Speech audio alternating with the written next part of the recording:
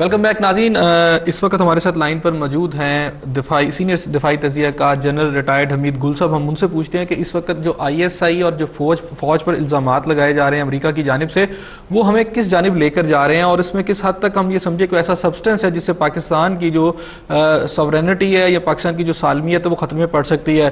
السلام علیکم جنرل صاحب. وعلیکم السلام. اچھا جیسے ہم یہ دیکھ رہے ہیں کہ مسلسل ایک دباؤ بڑھایا جا رہا ہے پاکستانی فوج کے اوپر امریکہ کی جانب سے بھی، اور خاص طور پر ہماری جو انٹیلیجنس ایجنسی ہے آئی ایس آئی، اس کے اوپر امریکہ ماننے کو تیار نہیں کہ پاکستان کا کوئی کردار نہیں ہے، فوج کا کوئی کردار نہیں ہے، آئی ایس آئی کا کوئی کردار نہیں ہے کہ وہ حقانی نیٹ ورک کی سپورٹ نہیں کر رہی. اور یہ ایک بڑا اہم جو الزام ہے جو ان کی طرف سے آ رہا ہے، بڑا سنگین ہے کہ جی یہی حقانی نیٹ ورک جو ہے کابل میں امریکی جو تنصیبات ہے یا امریکہ کے جو مفادات ہے اس پر اٹیک کر رہا ہے. تو ظاہری بات ہے اگر یہ ہماری افواج یا ہماری آئی ایس آئی اس کی سپورٹ کر رہی ہے تو امریکہ کی وہ اس کو اپنا دشمن ہی کنسیڈر کرے گا. کس طرح دیکھتے ہیں آپ؟ بات یہ ہے کہ پہلی بات تو ساورنٹی کی آپ نے کی، ساورنٹی تو ہماری پہلے سے وائلیٹ ہو گئی. پرویز مشرف صاحب یہ جو ڈرون اٹیکس اور دوسری چیزوں کے اوپر جو معاہدات کر کے گئے ہوئے ہیں اور اس کی بنیاد کے اوپر وہ پیرلل انٹیلیجنس نیٹ ورک بھی بناتے رہے، بلیک واٹر کو بھی گھماتے رہے. یہاں پہ ڈرون اٹیک جو روزانہ ہو رہی ہے ساورنٹی کی وائلیشن نہیں ہے. میں سپریم کورٹ میں مقدمہ لے کے گیا تھا، یہ 2007 کی بات ہے، اور انہوں نے فیصلہ کر دیا کہ جی یہ ہم کیسے فوج کو کہہ سکتے ہیں یا حکومت کو حکم دے کہ امریکہ سے لڑے. بھائی مسئلہ ساورنٹی کا ہے، ایک شہریوں کے حقوق کی بات ہے. 3000 شہری انہوں نے ڈرون اٹیک کے ذریعے سے ہمارے مار دیے ڈائریکٹلی، جبکہ لیبیا کا ایک جہاز ان کا کہتے تھے گرایا تھا، پتہ نہیں گرایا تھا یا نہیں، تو اس کے لیے اوپر لاکر بھی انسیڈنٹ جس کو کہتے ہیں، اتنی کمپنسیشن دی تھی. اگر ہم یہ کمپنسیشن کلیم کریں تو آج ہم جتنے ہمارے قرضے ہیں وہ اتر سکتے ہیں. لیکن اصل مسئلہ یہ ہے کہ اب جو الزامات لگا رہے ہیں، کیا امریکہ نے پہلے کبھی سچ بولا ہے جو ابھی سچ بول رہے ہیں؟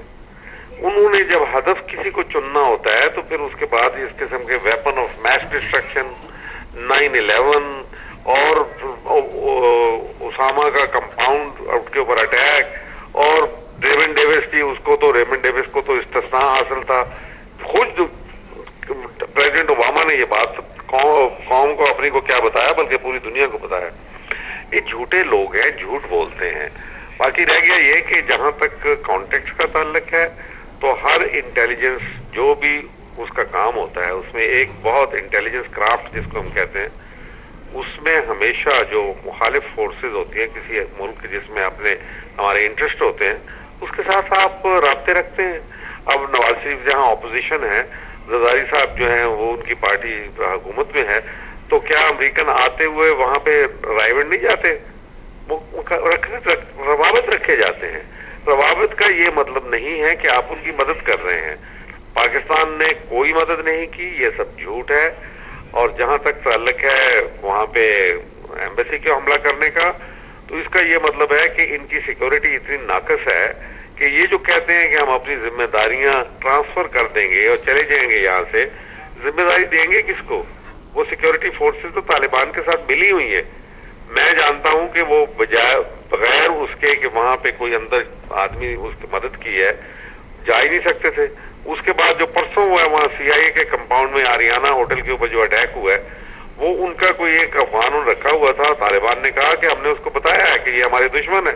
اس نے ایک سی آئی اے کا پھڑکا دیا اور ایک کو اس نے زخمی کر دیا. تو بات یہ ہے کہ یہ ہار گئے ہیں، شکست خوردہ ہیں. البتہ قوم کو اس پہ پریشان نہیں ہونے کی ضرورت. ہم نے یہ دیکھنا ہے کہ یہ نہیں کہ وہ کیا کہہ رہے ہیں. جو امپورٹنٹ ہے، امپورٹنٹ چیز ہے کہ وہ کیا کر سکتے ہیں، اور کچھ بھی نہیں کر سکتے، ہمارا ٹینگا بھی نہیں بگاڑ سکتے. اچھا جیسے آپ نے کہا کہ ہمارا کچھ بھی نہیں کر سکتے، لیکن آپ نے تھوڑی دیر پہلے خود کہا کہ وہ جب انہوں نے کوئی ہدف چننا ہو، کیا ہم یہ سمجھیں جب اتنے سنگین الزامات لگائے جا رہے تو کیا جو وار فیلڈ ہے اس وقت افغانستان میں تھا وہ ٹرانسفر کیا جا رہا ہے پاکستان کے اندر؟ پہلی بات.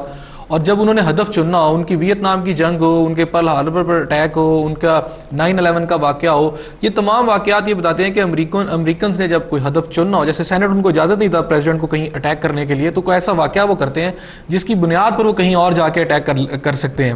تو پھر افغانستان کے اندر جو واقعات ہیں یہ کروانے کا تو مقصد یہ ہے کہ پھر وہ یا تو وار زون جو ہے پاکستان میں شفٹ کرنا چاہتے ہیں یا ان کے جو ٹارگٹس ہیں اس پہ کوئی اٹیک کرنا چاہتے ہیں.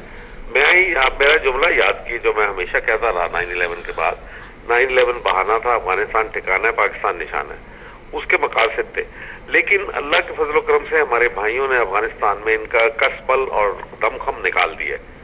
اب ان کی خواہش تو دیرینہ ہے اور اس کا اظہار اب کر رہے ہیں، لیکن اس میں میں بتا دوں کہ امریکن پریزیڈنٹ اور اس کے ساتھی وائٹ ہاؤس کے ساتھی یہ نالڈ نہیں ہے. نہ پریزیڈنٹ اوباما نے کوئی بات کی ہے اس سلسلے میں، نہ جو بائیڈن نے کی ہے، نہ مارک گراسمین نے کی ہے، نہ ہلری کلنٹن نے کوئی بڑا سٹرونگ بیان دیا ہے. یہ جو پینٹاگون کے ہاکس ہیں نا، ان کو یہ تکلیف ہے کہ ہمارا سارا اب جو وہ آپ کے اوپر وار زون نہیں شفٹ کرنا چاہتے جیسے آپ کہہ رہے ہیں، الزام شفٹ کرنا چاہتے ہیں شکست کا پاکستان کے اوپر، تاکہ اپنے عوام کو بتا سکیں کہ جی ہم کبھی نہیں ہارتے، یہ تو پاکستان ایک بے وفا دوست نکلا اور اس نے سارا یہ ظلم کیا ہمارے اوپر. اچھا حمید گل صاحب، میں ماضی میں بھی سنتا آیا کہ پاکستان کے جو دفاع ہے ناقابل تسخیر ہے، بڑا اعتماد ہوتا تھا، اس طرح کی بات سن کے بڑی خوشی ہوتی تھی کہ پاکستان کو کوئی ٹچ نہیں کر سکتا. لیکن ہم نے اسی ملک میں بیٹھ کے دیکھا، اسی میں جوان ہوئے، پچھلے 11-12 سال سے ڈرون حملے یہاں پر ہو رہے ہیں. ایبٹ آباد کا واقعہ اگر آپ دیکھیں کہ اٹامک زون جو ہے ہمارا، اس سے اگر ایئر پوائنٹ آف ویو سے دیکھیں تو وہ تقریباً میرا 1.5-2 منٹ کی فضائی حملہ، اگر وہاں سے وہ اگر جو اٹامک انسٹالیشن پہ بھی جانا چاہتے تو 1.5 سے 2 منٹ کا فاصلہ تھا، یا اتنی اندر تک وہ ہمارے آگے. ہم یہی کہتے رہے کہ ہم بڑے مضبوط ہیں، ہمیں کچھ نہیں ہو سکتا، لیکن ہم یہ دیکھ رہے ہیں ماضی میں کہ وہ سب کچھ یہاں پہ آگے کر رہے ہیں. تو اگر پہلے سب کچھ ہوا، اور میں ایبٹ آباد والا واقعہ اس لیے کہتا ہوں کہ جب اس پہ ریئیکشن دینے کی بات کی جاتی رہی تو ہمارے حکمرانوں یا ارباب اختیار کی طرف سے یہ بات کی جاتی رہی کہ افغانستان میں جی ان کے طیارے اڑے تھے، اگر ہم تھوڑا سا بھی ایکشن لیتے تو وہ آ کے یہاں تہس نہس کر دیتے. وہ امریکہ کی معیشت اس وقت بھی ڈوبی ہوئی تھی، اگرچہ کہ ایکسپوز چند دن کے بعد ہوئی، امریکہ اسی حالت میں آج بھی ہے. اگر ایبٹ آباد کے واقعے کے بعد ہم کچھ نہیں کر سکے، ہماری پوری قومی قیادت، عسکری قیادت خاموش رہی، تو ہم کس طرح یہ قوم کیسے اعتماد سے کہہ سکتی ہے کہ اب اگر وہ ایسا کچھ کرنے کی کوشش کریں گے تو ہم ریسپانس دیں گے؟ دیکھیں نا، ابھی جب انہوں نے اس کیا تو اس کے بعد ریڈ الرٹ ہوا، اب ہماری ایئر فورس جو تھی الرٹ تھی، تو یہ اس کے لیے ابھی کچھ تیاری تھی. وہ ایک اچانک سی چیز ہو گئی تھی جس کی وجہ سے میں ان کو ایکسکیوز نہیں کرتا، میں نے تو خود کرٹیسائز کیا بہت کہ یہ تم نے کیا کر دیا. اور ان کے ساتھ ریون ڈیوس کے کیس کے اوپر میں نے ڈیمونسٹریشن کی جا کے اسمبلی ہاؤس کے سامنے. میں تو یہ کرتا، میں نہیں کہہ رہا یہ، لیکن بہرحال امریکہ اگر اب آئے گا تو ایک کھلی جنگ کے لیے آئے گا. ڈرون اٹیک تو انہوں نے معاہدے کے تحت کر رہے ہیں، خفیہ معاہدے ہیں، اور یہ جتنی مرضی کانفرنسز کر لیں. ابھی جو اے پی سی بلائی ہے یہ یوسف رضا گیلانی صاحب نے بلائی ہے، زرداری نے نہیں بلائی. زرداری صاحب نے تو ایک لفظ بھی نہیں بولا اس سلسلے میں، کیونکہ وہ تو این آر او کے اندر جکڑے ہوئے ہیں، انہوں نے معاہدے کیے ہوئے ہیں، ان کو اقتدار امریکہ نے سونپا ہوا ہے، اس لیے وہ نہیں کچھ کہہ رہے. تو آپ ذرا غور کیجئے کہ فوج بھی کتنی بری طریقے سے پھنسی ہوئی ہے کہ وہ معاہدات کی جکڑ میں تمام کے تمام یہ لوگ جو ہیں بیچ میں آئے ہوئے ہیں.